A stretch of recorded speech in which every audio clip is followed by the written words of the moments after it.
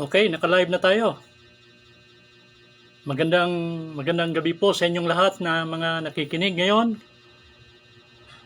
I hope this will be a blessing to everybody who will be tuning in this worldwide, whole world friendship prayer laban sa COVID. And in a few minutes from now, mag-uumpisa po tayo. We will acknowledge people.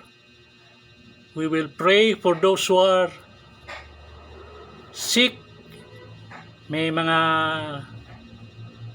kaibigan po tayo, may mga tao po tayong mga kakilala na may mga karamdaman sa panahon ito.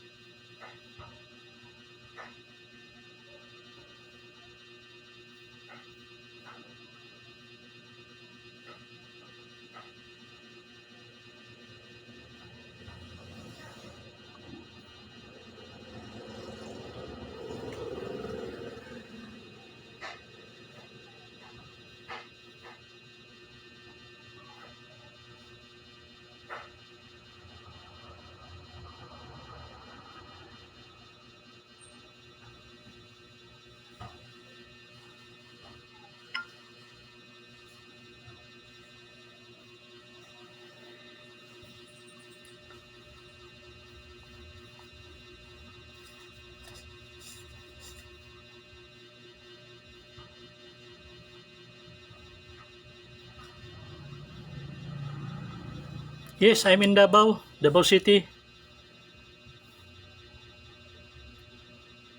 Can you hear me? Naririnig mo ba ako, Ma'am Leonora? Or should I type the message here? Can you hear me?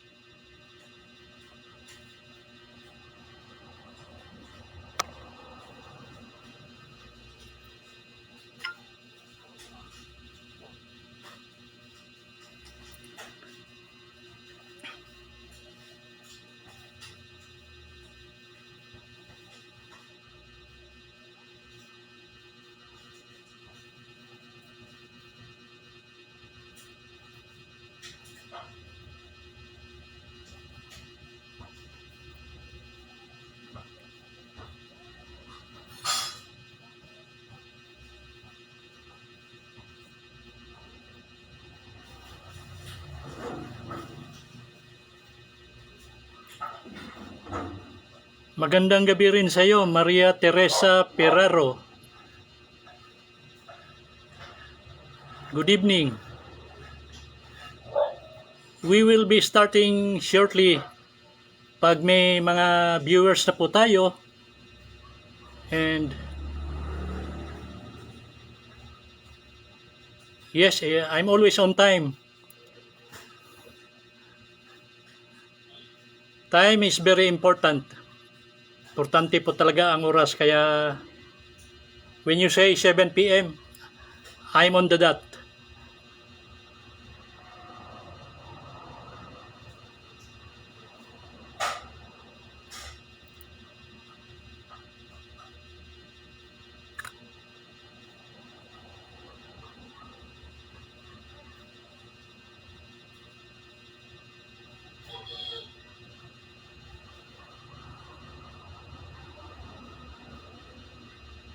Salamat.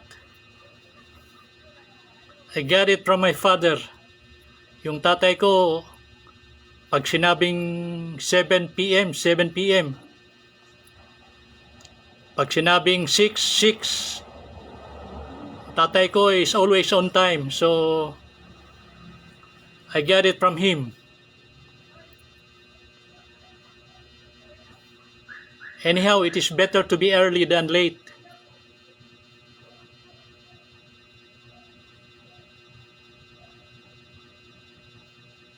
Yes, medyo may pagka-military.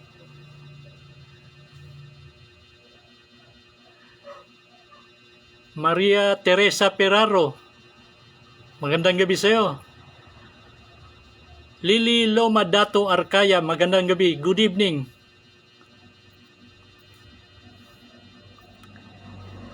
Good evening, Lily. You are the third person nakapasok.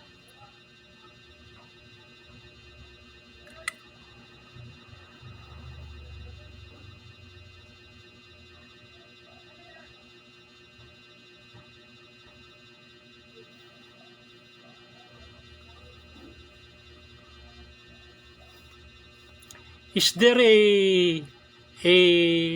time or period of anong ilang minutes po ba o anong time na pwede ako mag-share sa God's word? Meron bang time limit or whatever?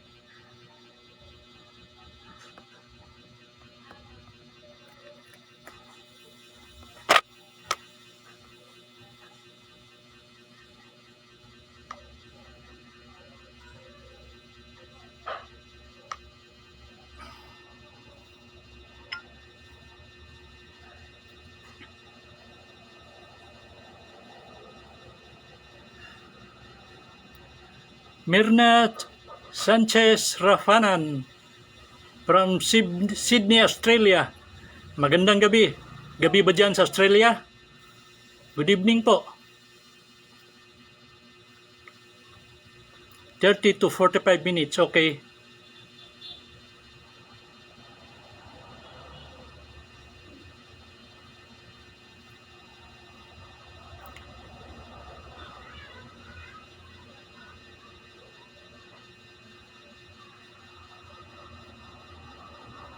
Yes, yun ang problema ko talaga kasi every time I do preach the word of God, I do it in English, in Bisaya. Hindi ako marunong masyado ng Tagalog.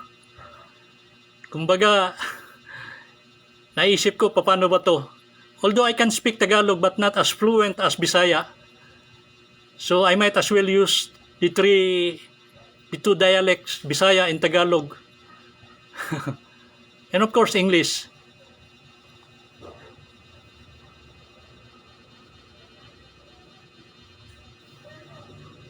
Ah, ganun ba? Pero ikaw, Ma'am Leonora, you are Tagalog.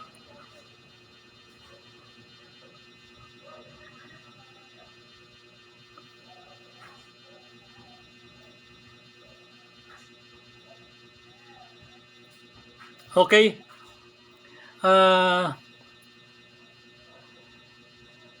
Before I acknowledge people, I would like to introduce myself. My name is Dominico Villanueva.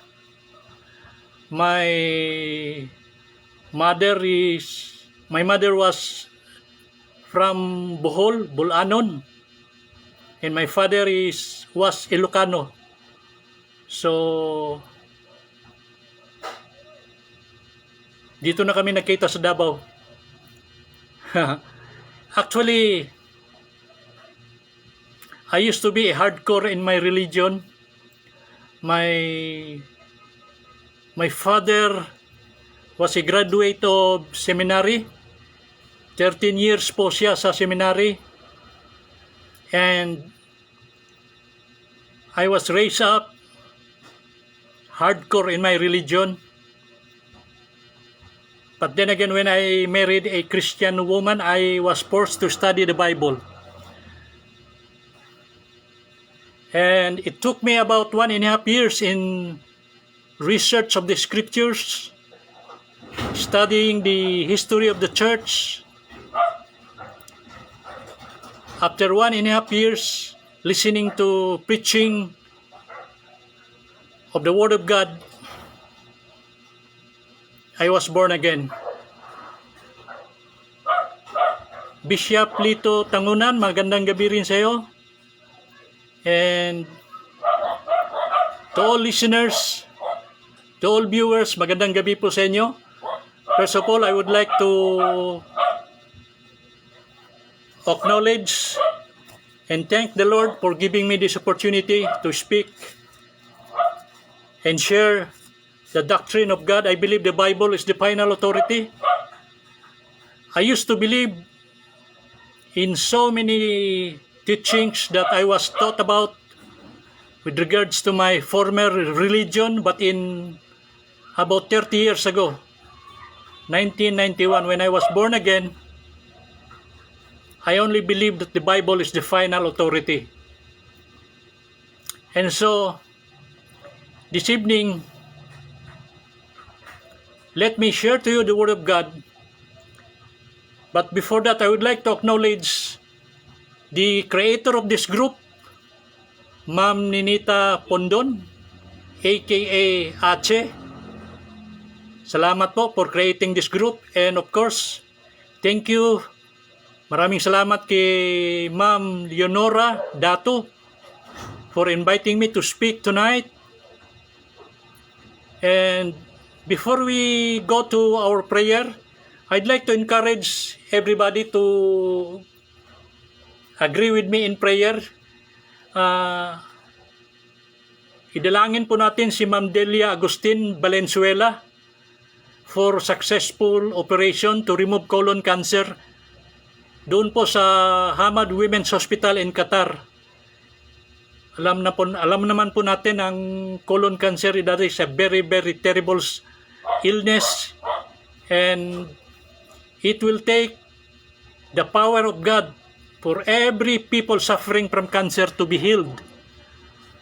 Siyempre sa lahat ng viewers na nakikiisa sa panalangin, naway proteksyon at kagalingan laban sa COVID ngayong gabi ang ating desire. Kagalingan sa lahat ng mga karamdaman.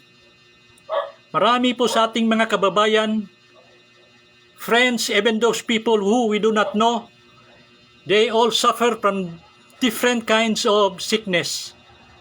Merong blood cancer, breast cancer, sa liver, sa colon, sa brain. Yung iba may mga sakit sa bones, sa buto, sa lungs. Marami sa ating mga kababayan, mga kakilala, may sakit sa kidney. My brother is suffering from kidney illness. Let us pray for these people tonight. Sa mga may sakit sa colon, sa brain, at sa lahat ng parte ng katawan. Manalangin po tayo sa kalakasan sa lahat ng mga nagdadialysis ngayon. Yung under chemotherapy. And most of all, let us pray for the doctors. Wisdom from God in doing their works. We pray for God's blessings in the potency of medicines, knowing all good things is from the Lord. Ipagdasal po natin yung mga medical practitioners na malaking tulong po sa mga mayroong sakit. And they need our prayers kasi po alam po natin, God is our divine healer and Jesus is a divine doctor. There's no illness that He cannot heal. Also, let us pray for Jocas Ramos, review for Chicago State Board exam. One of the prayer requests. Let us also pray for Pastor Rodel Serrano. I think meron siyang shoulder injury na sana mabalik sa original alignment ang kanyang shoulder. Let us pray for healing and recovery kay Jean Grace Tangunan. Pagdasal po natin na makaka-recover siya, ma-heal siya. And also Samantha is suffering stage 4 leukemia.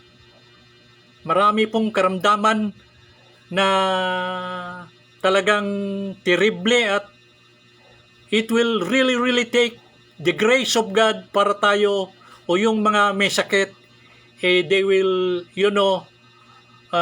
become victorious. Let us pray for God kasi wala naman talaga tayong ibang malalapitan as of now, especially in our time na meron tayong pandemic. Everybody is suffering, financial, physical, and our freedom has been tightened. Also, suffering from breast cancer, ipagdasal po natin si Ella. These are prayer requests that was sent to me by Ma'am Leonora. We do not know these people, I do not know these people, but by the grace of God, if we pray, there is a big possibility that they will be healed because God is a merciful God. Pagdasal pa rin natin ang isa't isa na meron tayong financial stability for all Christians affected by pandemic. Alam naman po natin ngayon na talagang mahirap ang sitwasyon natin.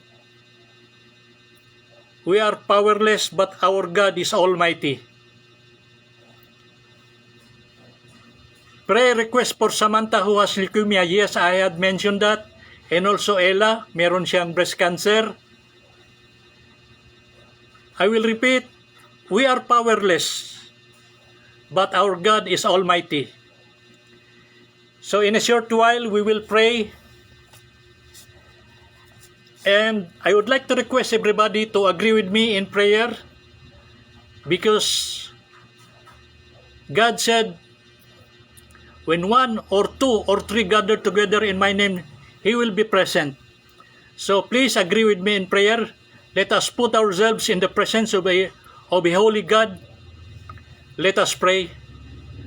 Precious Almighty Father God, Lord, Creator of heaven and earth, Father, Ikaw ang gumawa, Lord, sa lahat, sa mga nakikita at sa mga hindi nakikita. You created heavens and the earth, O God. Before everything, you are. Father, I pray, and we pray, Lord, for those prayer requests mentioned. Panginoon, sana ay bigyan mo ng kasagutan at kagalingan ang mga tao na mayroong mga sakit. Father, we are nothing. We can do nothing, O God.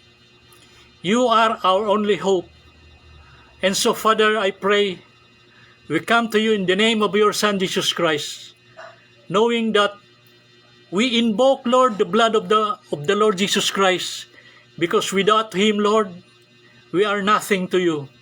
We thank you, Father, for giving us the knowledge and wisdom that we should come to you for help, because you are our prayer answering God. Lord, sa mga may sakit, Lord, especially Delia Agustin Valenzuela, na sana ay maging successful ang kanyang operation sa cancer, sa colon cancer, doon sa Qatar. And also, Lord, na-mention ko na yung injury ni Pastor Rodel Serrano sa kanyang shoulder. Jean Grace Tangunan, Lord, na sana makarecover siya. Samantha, Lord, and Ella, suffering from cancer, leukemia, and breast cancer, respectively. We pray, Lord, for all people who are sick, Lord, especially the Christians, Father. We know, Lord, and we cling to your word that we should not stay pitiful to ourselves, but instead we come to you, Lord, knowing that there hath no temptation taken us, but such as is common to man. But God is faithful, who will not suffer us to be tempted above that we are able. But with the temptation, or problems, or trouble, He will provide a way of escape. Salamat, Panginoon. Salamat sa pag-ibig na binigay mo sa amin. Father, we thank you, Lord, that you gave us your Son, Jesus Christ. Knowing, Lord, that we have nothing and we can come to no one else but through Him. Because, Lord, you will hear our prayers because of your Son, Jesus Christ. And so this evening, O Lord, we come to you, Father, and we submit ourselves in humbleness, Lord, with a humble heart, knowing, Lord, that we are powerless, but you are almighty. Father, thank you, Lord. May those prayer requests mentioned, Father, you answer them, Lord, positively, knowing that you are our prayer answering God. Salamat, Panginoon, sa iyong pag-ibig sa mga tao na nakakilala sa iyo. Forgive us of our sins, Lord, knowing that our sins will be a barrier, Lord. Ito ay magsisilbing hadlang sa aming mga panalangin, Father. Forgive me, O Lord. Forgive us, O Lord. We are sinner, Lord, but you save us through your Son, Jesus Christ. And so, Father, we pray to you, O God, that you heal the persons, the people that I've mentioned. Salamat, Panginoon. We claim tonight, Lord. We claim tonight the healing power of God, the healing power of the Lord Jesus Christ. This we pray in Jesus' name. Amen and amen.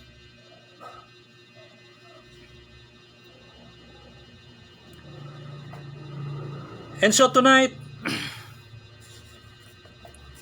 I will once again say that I am very thankful for this opportunity. Alam mo, ang mga pastors, preachers, and evangelists like me, malaking pananagutan po namin sa Panginoon kung kami, if we preach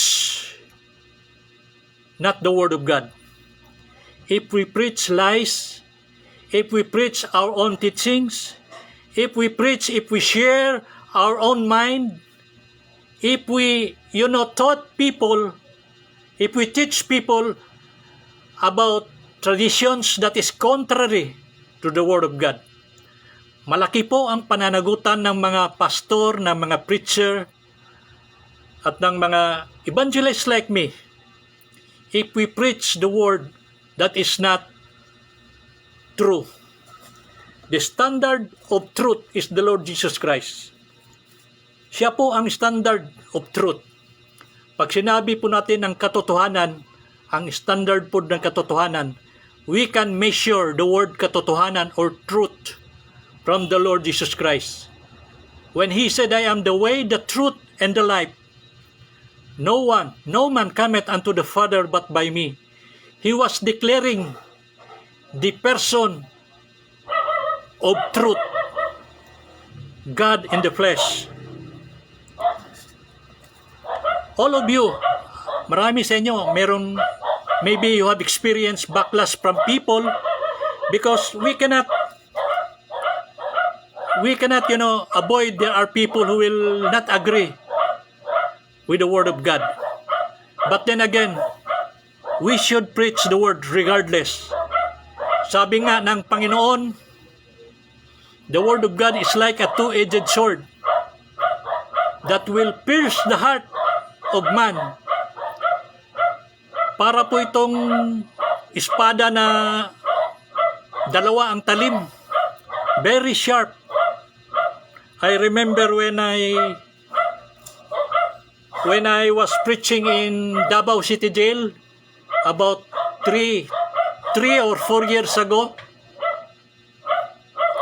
I was called into the office of the head, the city jail superior, kasi meron daw tatlong grupo na hindi medyo nasaktan sa aking mga preaching. You know, people tend to judge. Sabi ko doon sa superior, maybe that people who did not agree with what I'm saying did not actually hear the whole preaching. Parang isang verse lang yata ang narinig niya o isang sentence lang narinig niya sa akin. So I was called because they wanted me to stop preaching. And as I've said, the Word of God is like a two-edged sword. Pinatawag ako, 3 grupo daw. The first group was, I will say it anyhow, Catholic group. The Catholic group, hindi daw nila gusto yung mga preaching ko because there were many times that I preach about God's objection. God do not want us to worship graven images. Very clear po yan. Nasa 10 utos po. Hindi po gusto ang Panginoon na tayo ay sumamba sa mga rebulto, sa mga imahe. And so, galit sila.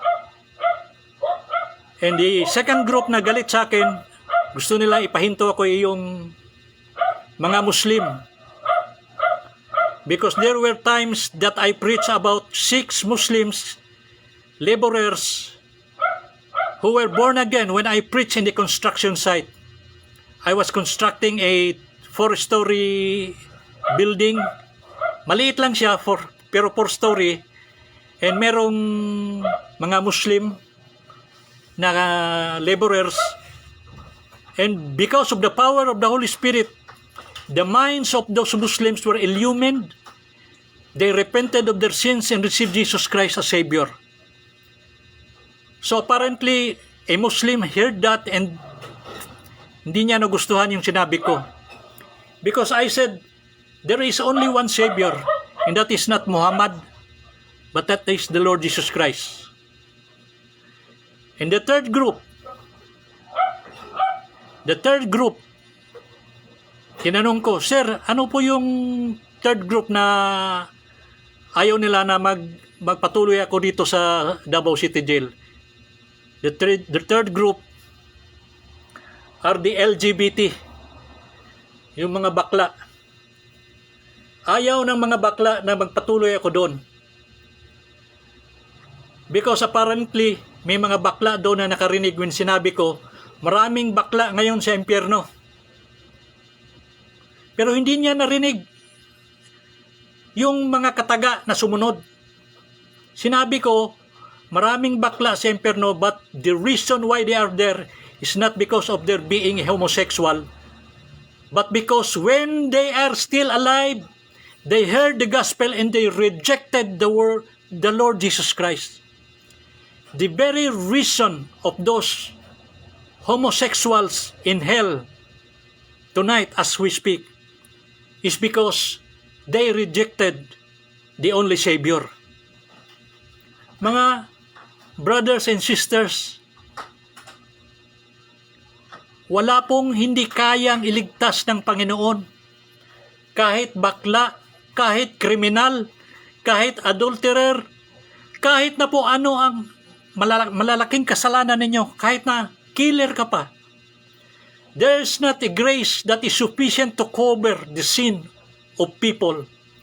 If you come to God Almighty, humbly, repenting of your sins and asking God to save you, receive Jesus as the only Savior.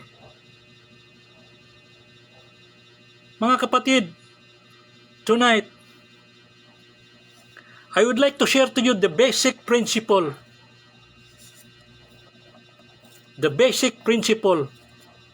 of our being. Alam naman po natin na tayo ay pinanganak, and then mabubuhay tayo for a certain age. Some of you will live up to 70, 80, or 90. but then again you will die. Death is certain.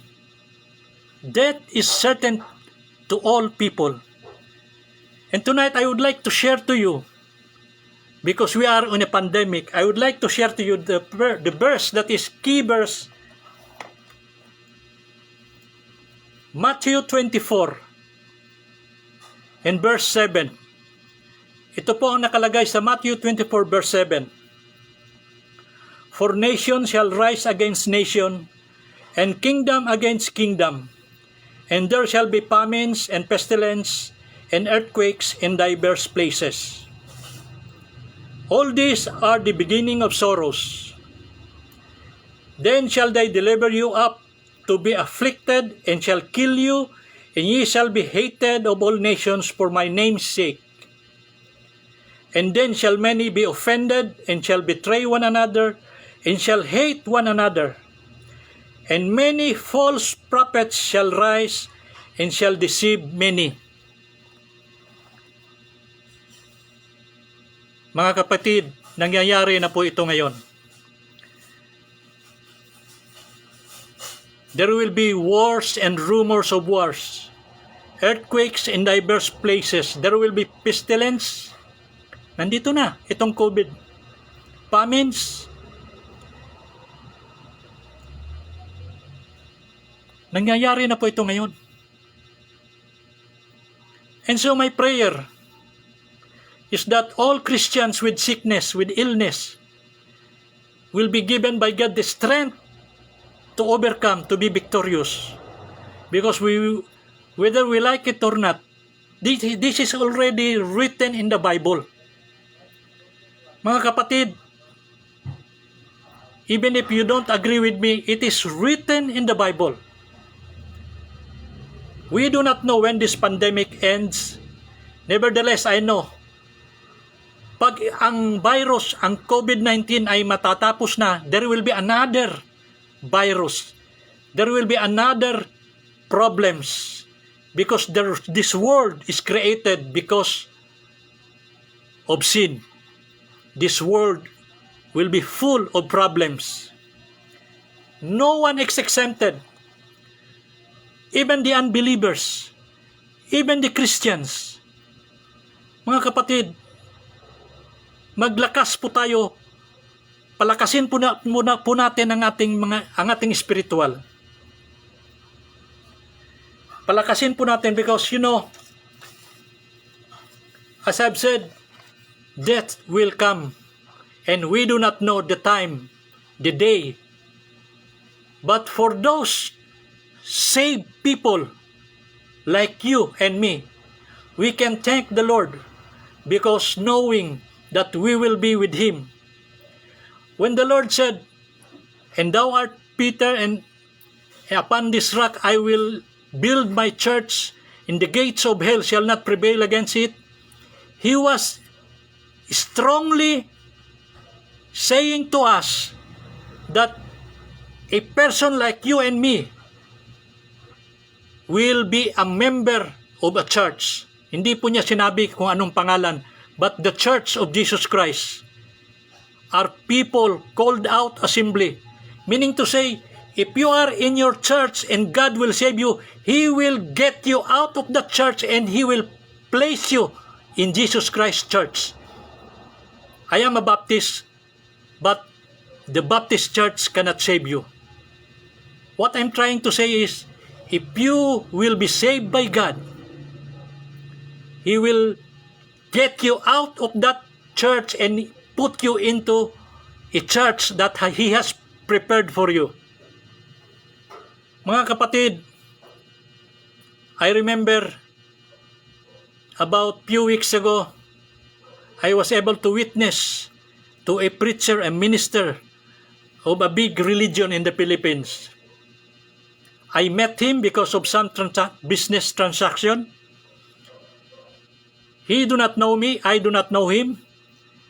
And I was surprised. He shared to me many verses favorable to his church. Apparently, he believed that church membership will be the one to save his soul. And so I give him time And after he finished, I shared to him the unadulterated gospel of the Lord Jesus Christ. Church membership cannot save you. Church membership cannot save a soul, a single soul. I gave to him the example, yung isang magnanakaw na katabi ng Panginoong Hesukristo, naligtas yun. He was not even a member of a church. He was not even baptized. He only repented of his sins, acknowledged his sins in the Lord. Sabi niya sa kanyang kasama, "Do not say that we deserve our punishment because we committed sin. But this man," referring to Jesus Christ, "created no sin." And he said, "Lord, remember me when thou comest unto thy kingdom."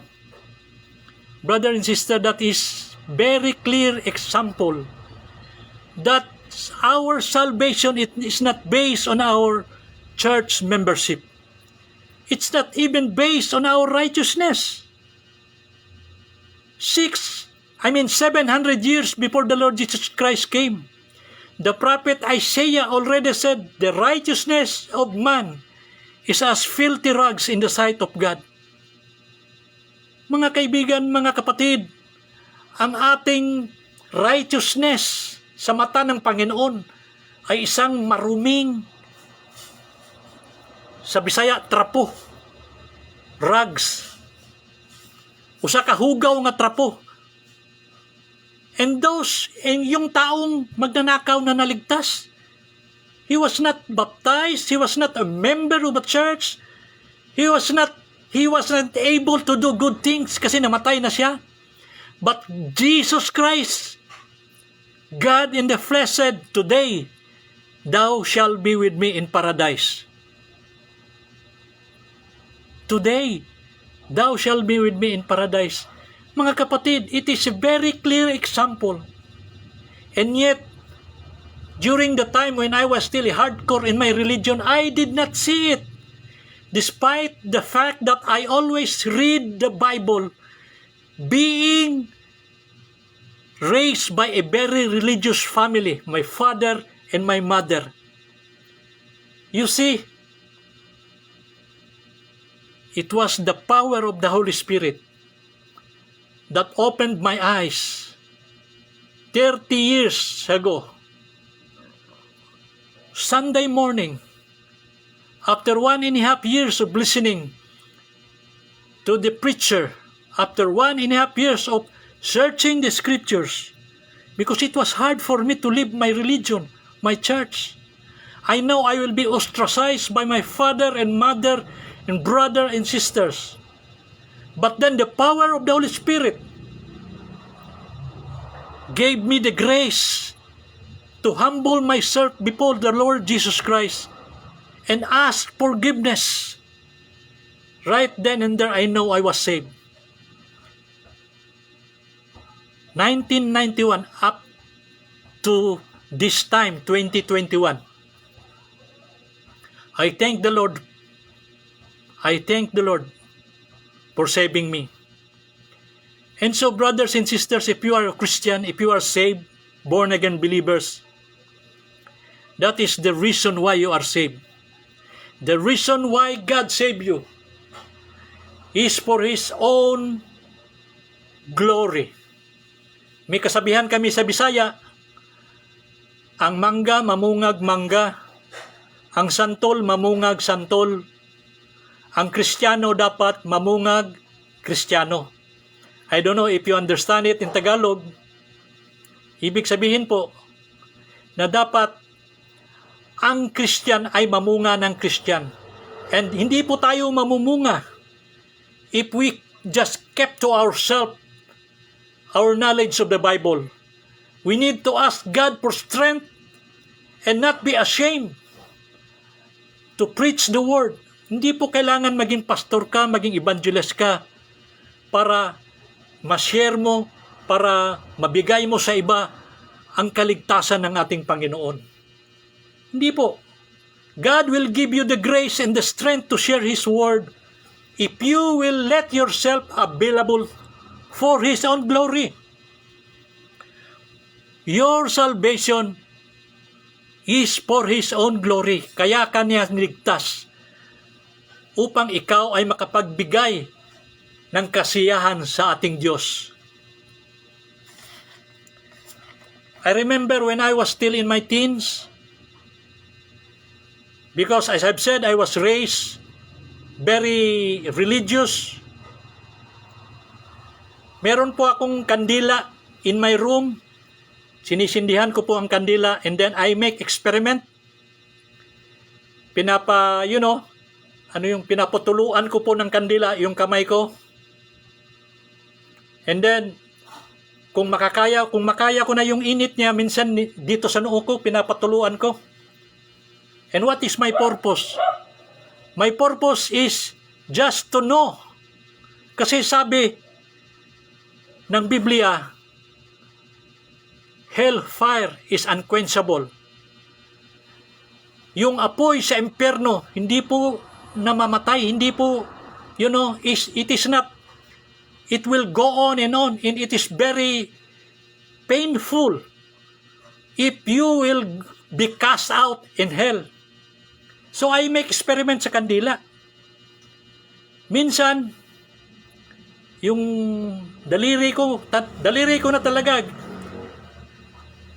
inaano ko doon sa apoy. And few seconds lang, binabawi ko na because of the heat. Hindi ko makaya. And I imagine myself, if I will be in hell, there will be no end of suffering.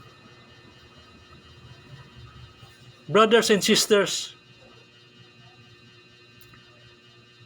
we deserve to go to hell. We deserve to go to hell. You deserve to go to hell. Why? Because from the very beginning, because of the sin of our forefathers, when Adam and Eve committed sin entered into the world. And because of that, we suffer death. Mamamatay na tayo because of sin. That is the reason why people are dying, because of sin. There is a question asked that has been asked for many, many centuries. If God is love, why do we suffer? If God is love, why do we suffer? Everybody will agree that God is love. Sa Tagalog pa, kung ang Diyos ay pag-ibig, bakit tayo nagdurusa? Yes, I agree. God is love. But the same God that we worship, is also a God of wrath. Galit. Alam nyo ba na ang Panginoon ay galit every day? God is angry every day. Yes, God is love. But as Christians, we need to know that God is also angry every day with the wicked. Ano bang ibig sabihin yan? God is angry every day with the wicked. Ibig sabihin, galit siya sa mga taong hindi Kanya. Galit ang ating Diyos sa mga taong hindi Kanya. And so, Father, brother, sister, we have a great commission before God that we should go on and share God's word, salvation to people. Mag-umpisa po tayo sa ating mga loved ones, ating mga relatives. If your father and mother is not yet saved, preach to your father and mother. Share the word of God. If your brother and sisters are not yet saved, preach to them. Share them. Huwag po kayong mahiya. Huwag po kayong matakot. Even if they will ostracize you, kahit na magalit sila sa inyo. I remember, yung kapatid ko sinabi, dapat bumalik na daw ako sa aking relihiyon because yung nanay ko daw nakita niya sa panaginip, nasa purgatorio daw yung nanay ko, waving to her. Sinabi daw na dapat ako magbalik na sa aking former religion. You see, kahit na magalit sila sa atin, but because of love, we need to share the Word of God. I told my sister, when he told me that there is no other name given among men whereby we must be saved. There is only one mediator between man and God, and that is Jesus Christ. 100% man, 100% God. Mga kaibigan, mga Kristiyano, huwag po kayong mag-alala kung magalit sa inyo ang mga tao, kahit na mga paryente, mga relatives pa ninyo. Huwag po. People will criticize us. They will, put words into our mouth that we want to convert them into our own religion, which is not correct. We only want them to be saved. Our goal is for them to be saved. Why? Because hellfire is very painful. Hellfire is very painful. Masakit. Ma'am Atsi, sakit yun kayo ang kalayo sa impyerno. Sakit kayo, mga higala. Kung dili mo testingin ninyo, bisag kandili lang, sunuga inyong tudlo. Di ninyo maantos. Even if you only try for a few seconds, try to put your fingers in a candle fire. How much more if your whole being is cast into the lake of fire? I would like to share to you Revelation 21 verse 8. Revelation 21 verse 8 talks about all kinds of people na nandun sa impyerno. Revelation 21 verse 8, nandito po kayo. Kayo na mga hindi naniniwala sa Panginoon. Nandito po kayo. But the fearful and unbelieving and the abominable and murderers and whoremongers and sorcerers and idolaters and all liars shall have their part in the lake which burneth with fire and brimstone, which is the second death.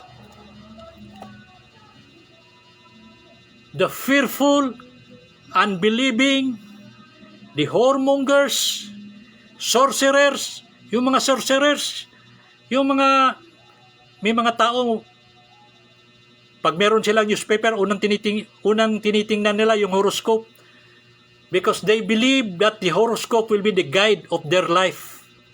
Wag po. Galit po ang Panginoon dyan. Put your dependency in the power of the Holy God. Brothers and sisters, and all liars shall be cast into the lake which burneth with fire and brimstone. All liars. Wala pong tao na hindi nakapagsinungaling. Kaya nga sinabi ko, we all deserve to go to hell. But thanks be to God, our salvation is not based on church membership, on the righteousness that we do, and on the religion that we have, but our salvation is based on the person of the Lord Jesus Christ. If you are listening right now, you are already saved because God saved you. You know, there are some marks. Meron pong, kung baga, sa Bisaya pa, timailhan. There are some marks of a true, saved, born-again believers. Number 1, you will hate sin. If you are saved, the number 1 marks is that you will hate sin. I am not ashamed to tell you, there are times sinasampal ko sarili ko because I committed sin. But thanks be to God. If you are saved, you can call your God your Father. Many years ago, I always pray, Our Father who art in heaven, hallowed be thy name, thy kingdom come, Thy will be done. Thy will be done on earth as it is in heaven. I pray that every night, every day, years ago. But then again, I was never a son of God. And so if you are saved, you can now rightfully pray that prayer. That is the model prayer na inutos sa atin na ating gawin ng ating Panginoon. It is a model prayer. We should pray just like that. We may create our own minds with that prayer. Model prayer lang po yan. Hindi po yan prayer ng ating Panginoon. Modelo lang yan ng dasal na binigay niya upang ating gawin sa kanyang Ama. If you are saved, the sin, the lies that you have done, it's all covered by the grace of God, because today, as I speak to you, brother and sister, we are in the generation which we call church age. Ano po yung church age? Church age is the generation where God is pouring out His grace bountifully to mankind. One example is that kung meron kang pitcher, puno ng tubig, merong takip. Di ba yung pitcher merong butas doon sa dulo? If you pour it out, merong lalabas na tubig. But church age is like a pitcher that without cover. When you pour out the water, it flows. Pero yung flow ng water hindi po natatapos. Meaning to say, the grace of God is poured out bountifully this generation that we have now. This is the church age wherein pastors, preachers, evangelists, and all Christians are given the opportunity to preach the unadulterated Word of God so that God will save people. Binigyan po tayo ng Great Commission. The church is given by that commission. Ang problema lang po, merong mga church na hindi po nagtuturo ng katotohanan.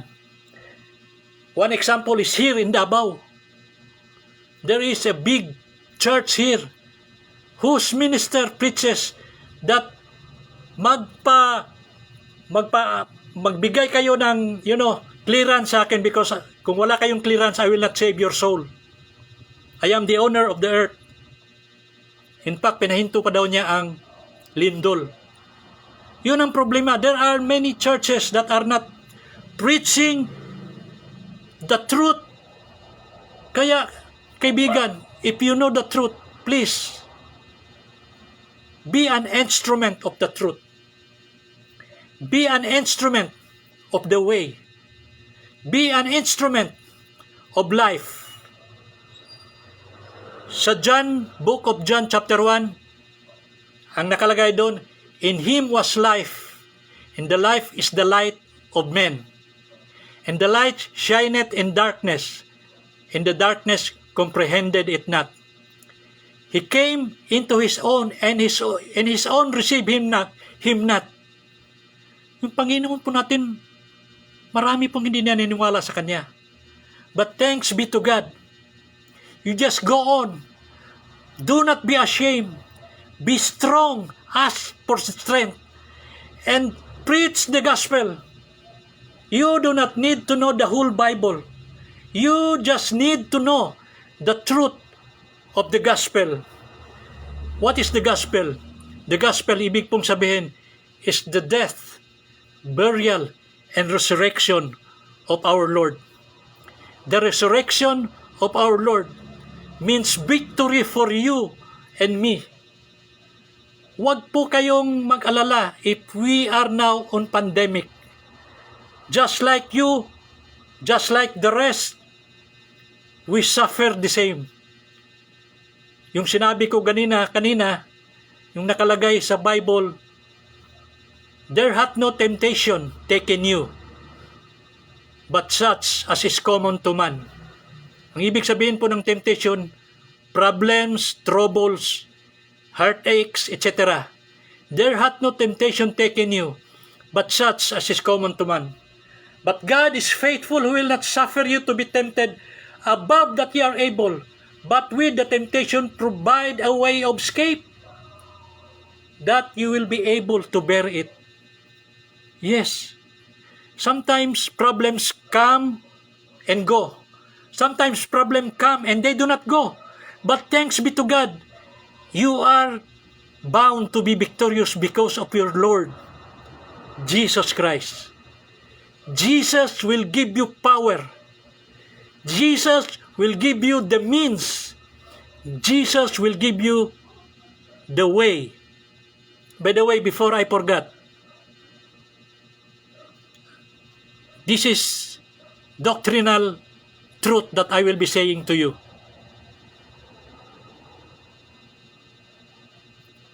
This truth are sometimes disliked by many Christians.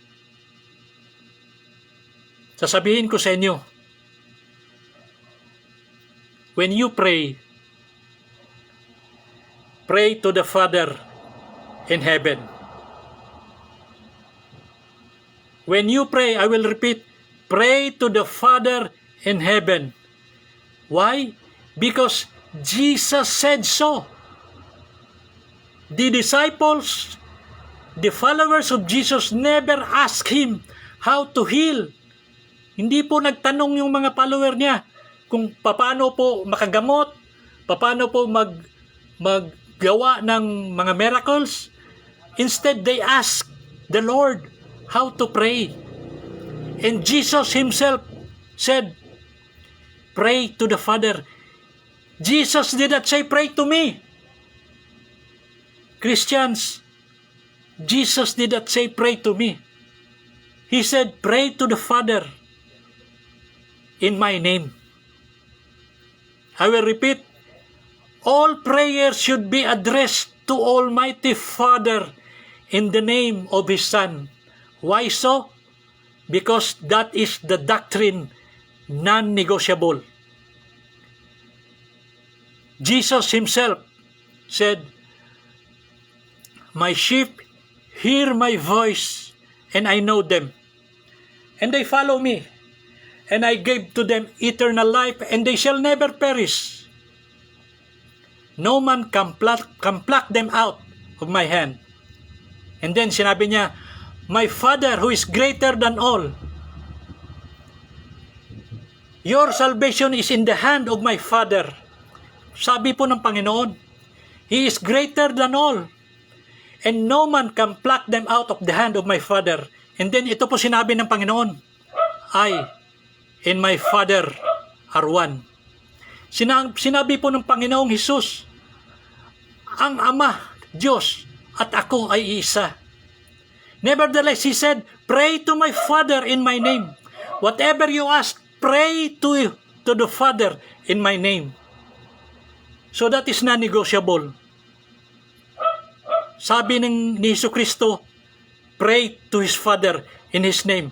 And whatever you ask, by the way, I'll give you pointers because it happened to me. God answers prayer if it is according to His will. Ano po ang His will? Nandito po sa Bible. Yung will ng Panginoon nandito po sa Bible.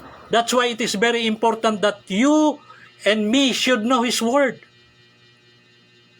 I remember when I was still a new Christian, I pray, Lord, please make me a millionaire. In Jesus' name. Oh, shortcut lang yun, pero yun po ang thought ng prayer ko. But as I became mature in the Word of God, the same prayer, pero meron na pong following sentence. Lord, gawin mo po akong milyonaryo. Pero kung malalayo po ako sa inyo, huwag na lang po. Father, God, make me a millionaire. But if I will be far, if I will get away from you, O God, please do not. And so Father, and so brother and sisters, iba-iba po ang mga panalangin natin. Usually we pray for ourselves. Tonight we pray for people, yung mga kanina, na sana mahil sila, merong kagalingan. Although my thought specifically is that we should be strengthened. We should ask God for strength, because whether we like it or not, all of this virus that is happening is written in the Bible. These are signs of the coming of the Lord Jesus Christ, the second coming. Marami po ang signs ng second coming of the Lord, but there were never signs or given to us about the rapture. I hope everybody knows what I'm talking.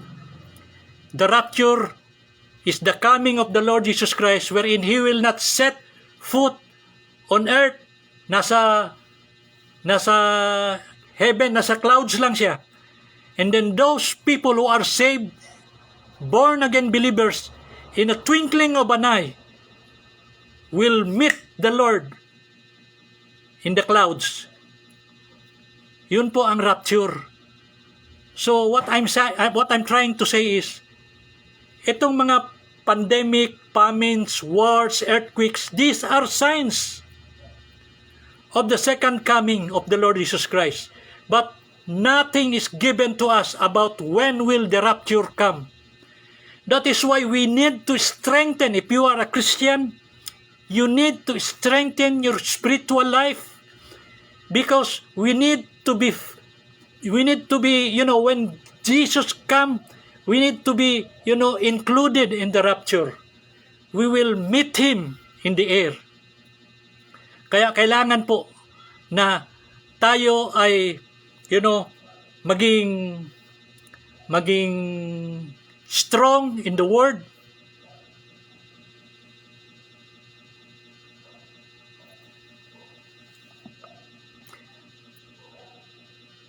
Di ko alam kung paano mag-share nito.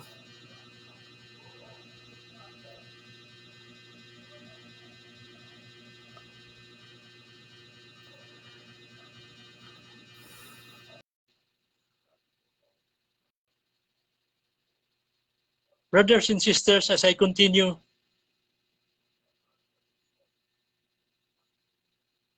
the second coming of the Lord is something that we do not look forward, because we know that we will not come to that part.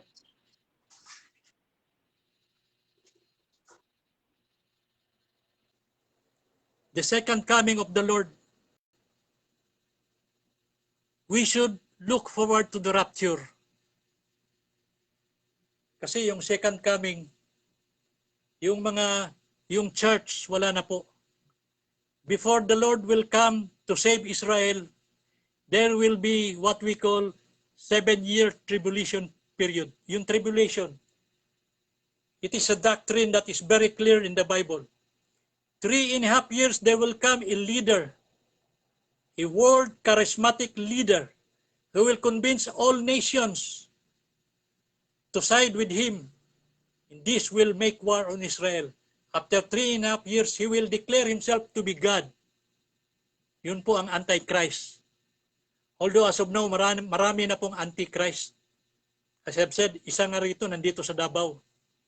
Kasi nakalagay na po sa salita ng Panginoon. Many false prophets shall rise and shall deceive many. Yan po ang nakalagay dito sa Matthew 24, verse 7. And it is also written in Mark and Luke. Wars and rumors of wars. Famines, pestilence, just like this COVID virus. Marami po ganito darating pa. And I am looking forward to the rapture. By God's grace, kung mangyayari ito ngayon, I will meet the Lord in the air. Why? Because just like the thief on the cross, There should be a time in your life where you repented of your sins and received Jesus Christ as your Lord and Savior. Brother and sister, it must happen in your life.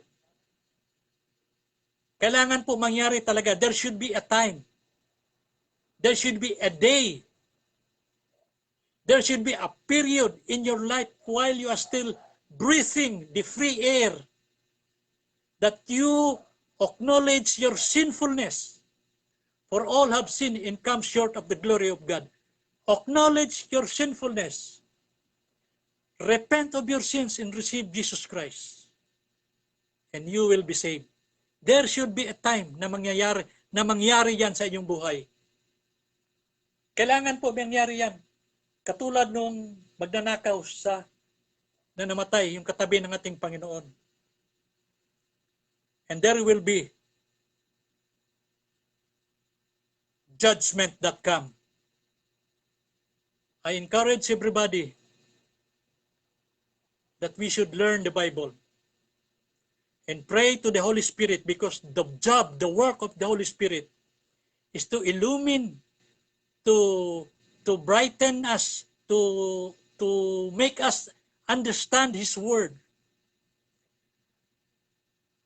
When you are born again, you have now the ability to pray to God, your Father in heaven, in Jesus' name, that the Holy Spirit will enlighten you so that you will understand the Bible. If there are things that we do not understand, we can always ask the help of those mature Christian before us. Huwag po tayong mahiya. Ang importante lang po, if mature Christians will correct us, let us be forgiving. Let us accept the correction. Importante po yun. Let us make the Bible the final authority.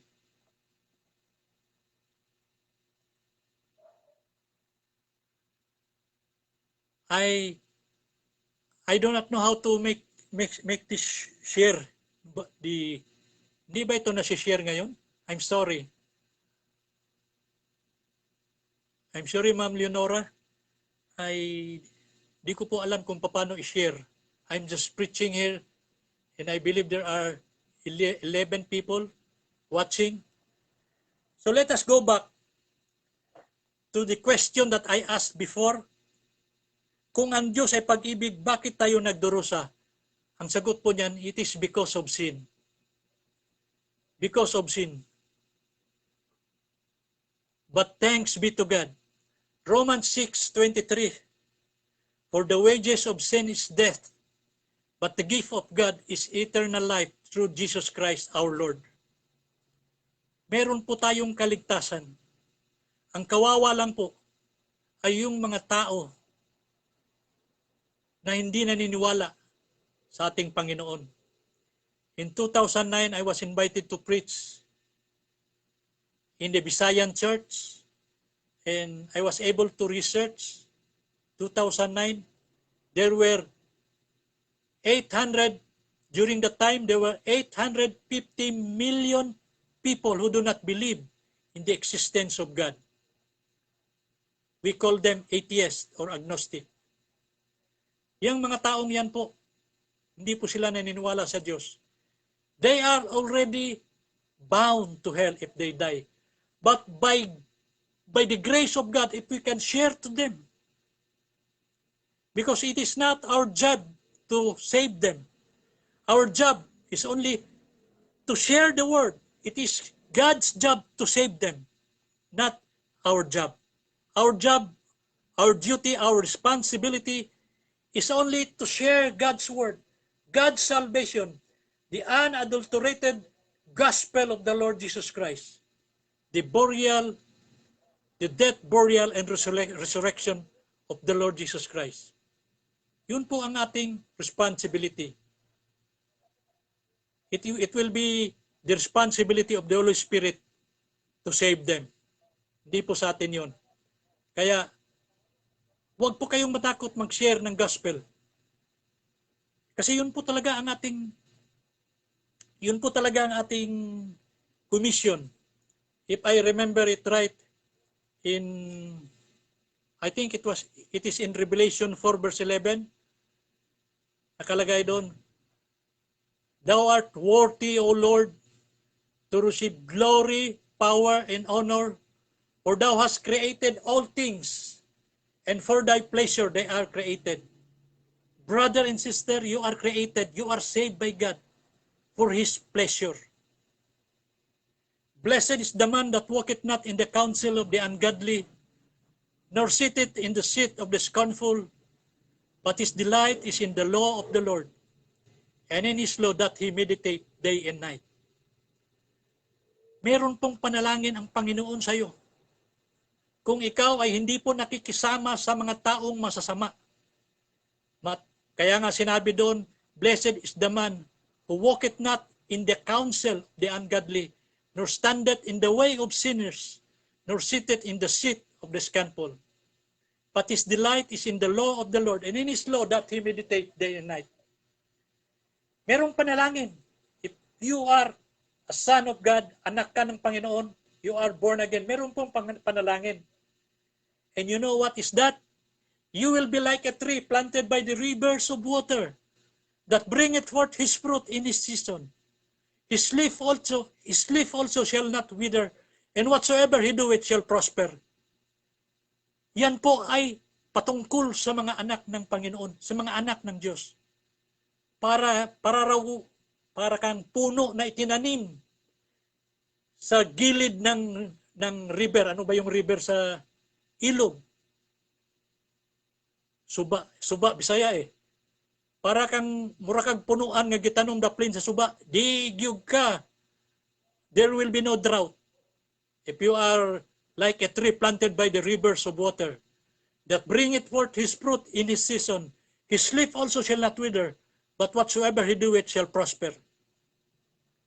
Yan po ay salita ng Panginoon. But the ungodly are not so, but they are like as chaff, which the wind driveth away. Therefore the ungodly shall not stand in judgment, nor sinners in the congregation of the righteous. For the Lord knoweth the way of the righteous, but the way of the ungodly shall perish. Ang ibig po sabihin yung mga ungodly doon, yung mga taong hindi po saved. The Bible already is saying to us that if you had not the Son, you are already condemned. Meron akong nakita, meron akong nabasa. In order for you to go to hell, you only do nothing. Yes, kung gusto mo mapunta sa impyerno, wala kang ibang gawin. Wala kang gagawin. Wala lang. And you will go to hell. But then if you want to go to heaven, repent of your sins. Repent of your sins. Meron akong church na in-invite ako, and some members do not believe in repentance. Brothers, sisters, repentance is the cousin of salvation. Hindi po pwede na masave ka tapos hindi ka nagrepent. Just like the thief. The thief on the cross, yung nasave. He first repented of his sins. Nung sabihin niya sa kanyang kasama, kasi yung kasama niya, laging sinasabi, if you are the Son of God, get down of the cross, save yourself and save us. Pero yung isang magnanakaw na kasama niya, sabi niya, wag mong sabihin yan. We deserve our punishment because we committed sin. So, he acknowledged his sinfulness. And then sinabi niya, Lord, tinawag na niyang Lord, Panginoon, Lord, remember me when thou comest unto thy kingdom. Tinawag na niya ang Panginoon na Lord. Wherein in the earlier hour, dalawa sila na, nag-criticize, they mock the Lord Jesus Christ. But thanks be to God because of the grace of God. For by grace are you saved through faith. It is the gift of God, not of works, lest any man should boast. That is the grace of God. Binigay niya sa atin through faith that we should be saved. Sabi nga, para walang makapanghambog. Sa Bisaya pa. Sa Tagalog, walang makapagyabang. You see, church age is the generation wherein the grace of God is poured out bountifully to people. And He used Christians to do that. So that people, for all you know, yung mga relatives nyo, they are just waiting for you to share to them the Word of God. Two destination. There are two judgment coming. And that is the judgment seat of Christ and the great white throne judgment. Before I finish, I would like to share these two kinds of judgment. Yung judgment seat of Christ, that judgment is not a judgment wherein you will go to hell, because it is intended for all saved people, mga born again followers of Jesus Christ. The judgment there, actually, that judgment is all about rewards, the giving of rewards. The judgment seat of Christ is about giving of rewards. Kung ano ang ginawa natin sa ating katawan while we're still alive. Because as I've said, you are saved to honor and glorify God in your body. So, that judgment seat of Christ is about giving of reward. The second judgment is the great white throne judgment. The great white throne judgment is the judgment wherein people who are not saved will be cast out into the everlasting punishment. Nakalagay sa ating Biblia, makikita natin, great and small, meaning to say, people of dignified position, yung mga presidente, mga kings, mga ambassadors, mga senators, mga kagawad, mga janitor, people dignified and not so dignified, makikita lahat doon. They will be cast into the lake of fire which never quench out. Hindi po humihinto. Kaibigan, huwag po natin sayangin ang ating katawan ngayon. Ibigay po natin sa Panginoon ang dapat nating ibigay sa Kanya. And that is to honor and glorify His name. Thou art worthy, O Lord, to receive glory, honor, and power. For Thou hast created all things, and for Thy pleasure they are created. Our God is an almighty God. He is the Alpha and the Omega. And there is a doctrine that very clear in my mind. When He said He is Alpha and He is Omega, He is talking about His sovereignty. He is talking about His being a God that do not make mistakes. God do not make mistakes in saving souls. Meaning to say, if God save you, your salvation is forever, because God do not make mistakes. If you are one of the person who believe that salvation can be lost, please read your Bible. When Jesus said, "My Father who gave them me is greater than all, and no man can pluck them out of the hand of my Father," it means to say that no power on earth, on heaven, or under the sea na pwedeng makakuha sa iyo sa kamay ng Panginoon. At ang ating Panginoon, ang ating Diyos ay hindi po nagkakamali. When He say He is Alpha and He is Omega, He is also in between from the beginning and every inch of the way up to the end. Meaning to say, if He saved you from the age of 20 and you die at the age of 70, from the age of 20 to the age of 70, Alam niya every inch of the way, every inch of your life on earth. Kung ano ang ginawa mo sa iyong katawan, kung anong mga pagkakasala mo nagawa, He forgave you because of His Son. God is in every inch of the way, from the Alpha and Omega. In between, nandoon ang Panginoon. Hindi siya nagkamali when He saved you. The problem is there are many people who claim to be saved. And yet, their walk of life is contrary to the scriptures. Kaya maraming tao na imbes maniwala sa Word of God, hindi na lang. Because they see people who share the Word of God and walk contrary to the teachings. They see people who claim to be Christians and drunkards, umiinom ng mga alcohol, nagsisigarilyo. You see, if you are saved, born-again believers, God will give you wisdom that your body is a temple of God. Your body is a temple of the Holy Spirit. And you have no right to destroy that body.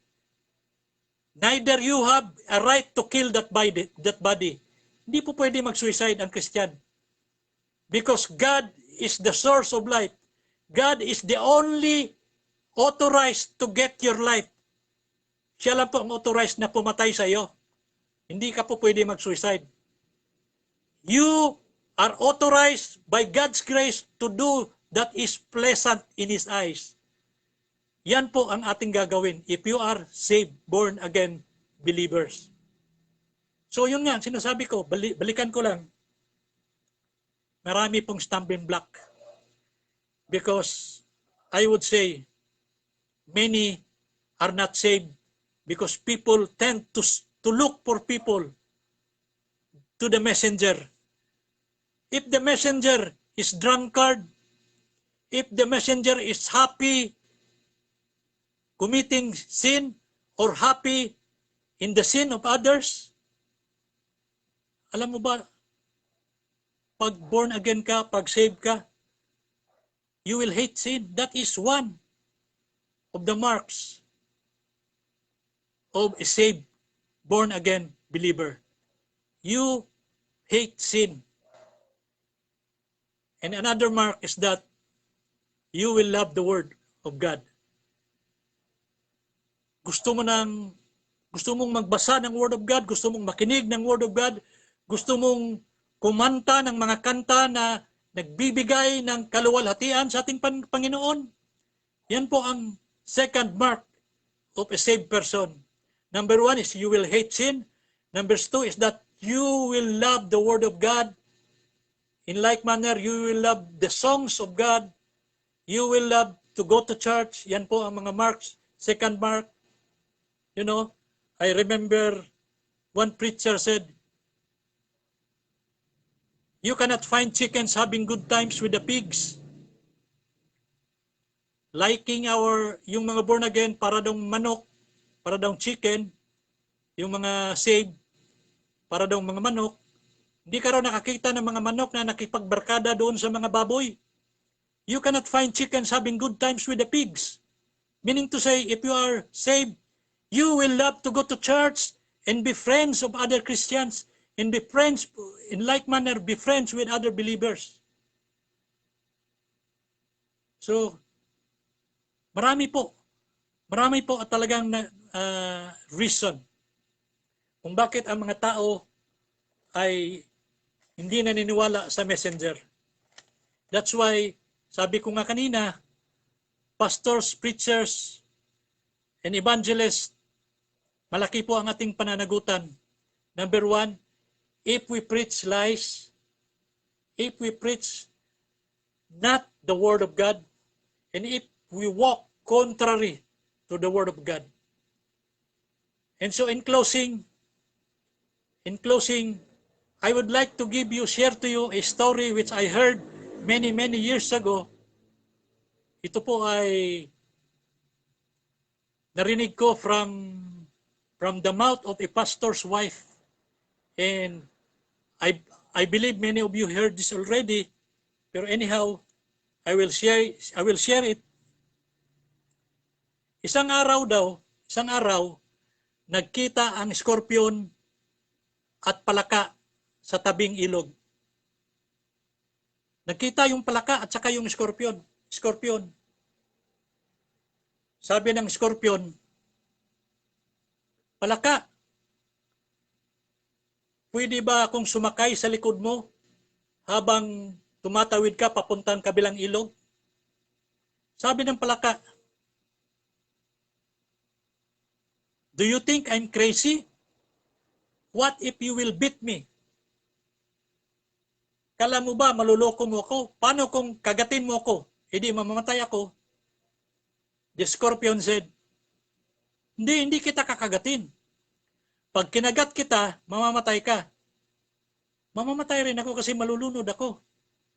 And so to make the story short, he was able to convince the scorpion. Okay. Ano ba yung scorpion sa Tagalog? Alakdan. Alakdan. Okay, sabi ng palaka. Okay, alakdan. Scorpion, hop into my back. We will go to the other side. And so, habang tumatawid ang palaka, in the middle of the river, sa gitna ng ilog, namanhid ang kanyang liig, namanhid ang kanyang katawan, and he recognized na kinagat siya ng alakdan, kinagat siya ng palaka, ng scorpion. Sabi niya, bakit mo ko kinagat? Ngayon mamamatay ako. Mamamatay ka rin. Ang sagot ng scorpion, I cannot help it. Hindi ko mapigilan ang sarili ko. I am a scorpion. Kaya yun, nalunod silang dalawa. Ang lesson of the story is that do not be an scorpion. If you are not saved, if you do not believe that the Lord Jesus Christ is the only Savior, do not be like a scorpion. Because there is not a grace that can cover the sins that you have. Yan po ang maganda at katangi-tangi sa grasya ng Panginoon. God is a God of mercy. God is a God of love. And yet, we should always remember that this God of love is also the God of wrath. God is also angry with the wicked every day. Wicked meaning to say yung hindi saved. He is angry every day. I would like to make emphasis that it is not the sin that is cast out in hell. Hindi po yung kasalanan ang tinapon doon sa impyerno, kundi yung makasalanan. It is not the sin that is cast out in hell, but it is the sinner. That's why I beg you, brothers and sisters, share the unadulterated gospel of the Lord Jesus Christ, because God wanted us to share His gospel, to share His love. We should be an instrument of God. Let us close and agree with me in prayer. I will request everybody to just in your seat, if you are sitting or standing, just be still, bow down your heads and close your eyes and agree with me in prayer. Precious Almighty Father, Lord God of heaven, Creator of all things that are seen and not seen. Father, we are not worthy. We are not, Lord, powerful to save ourselves. But thank you, O Lord, that you gave us your Son, Jesus Christ. Father, we thank you, Lord, that we are still breathing the free air. Libre pa po ang hangin naming hinihinga ngayon. Despite this pandemic, O Lord, I pray for strength to those Christians, to those believers, O God. For I know, O God, what is in your Bible, that problems will be coming and it will become worse and worse. But thank you, O Lord, You have put us, Lord, to be victorious because of your Son, Jesus Christ. And so, Father, this evening, I pray for those people na nakarinig o nakikinig ngayon, that together with me, Lord, I pray to you, O God, that you protect us, Lord, from this virus that we have now. Make us a blessing to people, O Lord, that we should be, Lord, blessings not only financially, not only physically, but also spiritually, that we may be able, Lord, to impart and to share the word of God of salvation sa kanila. Ama, maraming salamat. Thank you, Lord, sa creator ng group chat na ito, ng Whole World Friendship Prayer Brigade. Salamat po, Lord, sa creator. Salamat kang Ma'am Leonora Dato for inviting me. Thank you for those who listened and agreeing with me that, mga kapatid, hindi pa po tapos ang pandemic. Kung matatapos man ito, meron pa pong darating, because it is written in the Bible that the coming of Christ, these are only the beginning of sorrows. Marami pa pong darating, O God. But thank you, Lord, that you save us. We are victorious, O God, because we have you. In Jesus' name I pray. Amen and amen. Maraming salamat. Hallelujah. Palakpakan po natin. Let us clap our hands. Give honor to God. Give honor to God. Amen and amen. Thank you. Thank you. Magandang gabi po sa inyong lahat.